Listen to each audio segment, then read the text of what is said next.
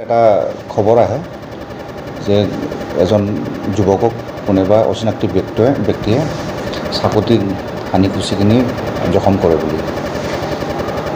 Immediately আমাৰ ট্ৰেফিকৰ team আছিলে তাতে, ট্ৰেফিকৰ টিমে মানুহজনক এক্সেল কেয়াৰলৈ শিফ্ট কৰে। পিছত এক্সেল কেয়াৰত গৈ আণ্ডাৰ ট্ৰিটমেণ্ট মানুহজন ঢুকাই থাকে।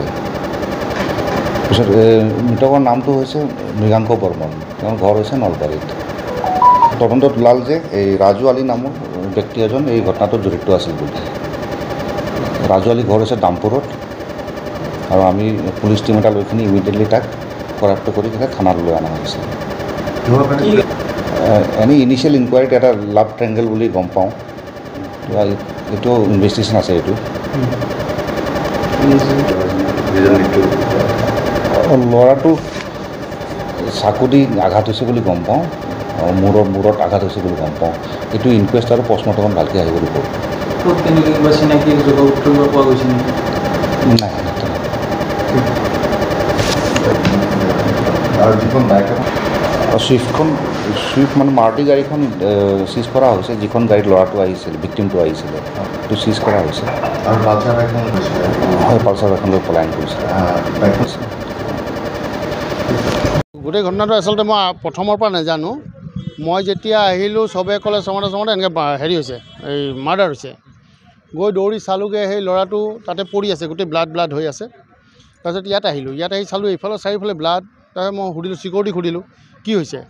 চিকিউৰিটিয়ে ক'লে যে হাম ইহানি থা, মানে তাইও বোলে ৱাছৰুম গৈছিলে। তাৰপিছত এইফালে গাড়ী চাড়ী পাৰ্ক কৰি আছিলে, তাইও গম নাপায়, পিছতে গম পায়। তাৰপিছত মই চাৰিওফালে চালোঁ, সোধাৰ পিছত তালৈকে গ'লোঁ। তেতিয়া পুলিচৰ গাড়ী আহিলে, ল'ৰাটোক উঠাই লৈ গৈছে।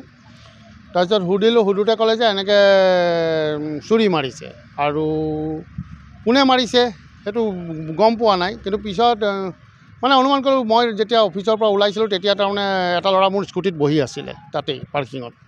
সেই ল'ৰাজনে অনুমান কৰোঁ। তাৰপিছত চালোঁ যে CC কেমেৰাত চালোঁ, যেতিয়া CC কেমেৰাত তেতিয়া চাওঁতে দেখিলোঁ যে সেই ল'ৰাটো দৌৰি ওলাই গৈছে। গতিকে সেই ল'ৰাজন বুলি ভাবিছোঁ, সন্দেহ কৰিছোঁ। হোটেলত আছিলে, ইয়াতে হাই চিটি ইন বুলি, তাতে হোটেলৰ ৰুমত আছিলে বোলে। সেইটো মই নাজানো, হোটেলত গম পোৱা যাব ৰেজিষ্টাৰত, হয়তো মই নাজানো। মই সেইটো আমাৰ বেছমেণ্টৰ চিৰিৰ ওচৰতে অনুমানিক তাতে চুৰি এখন পৰি আছে, ভঙা চুৰি টুকুৰা এটা পৰি আছে, সেইখিনিতে হ'ব।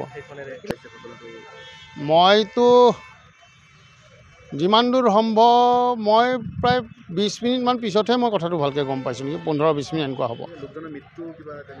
মৃত্যু মানে যি সময়ত মই দেখিছিলোঁ তেতিয়া জীয়াই আছিলে, কিন্তু জীয়াই থাকিলে তেওঁৰ অৱস্থা বৰ ভাল যেন লগা নাই।